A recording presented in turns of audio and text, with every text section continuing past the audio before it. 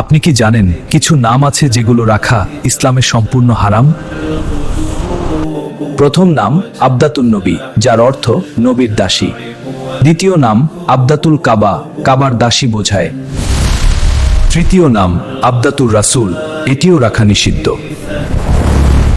চতুর্থ নাম ইলাহা, যার অর্থ উপাস্য বা দেবী। পঞ্চম নাম মালিকাতুল আমলাক, অতিরিক্ত অহংকার বোঝায়। ষষ্ঠ নাম জাব্বারা, যার অর্থ অত্যাচারী। সপ্তম নাম শাইতানা, যার অর্থ শয়তানের সাথে সম্পর্কিত।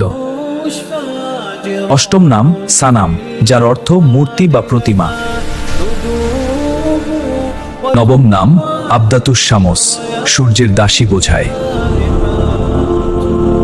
দশম নাম নাহিদা ইলাহিয়া, দেবীর মতো অর্থ দেয়। সন্তানের নাম রাখার আগে অর্থ জেনে নিন। এমন ইসলামিক ভিডিও পেতে এখনই সাবস্ক্রাইব করুন।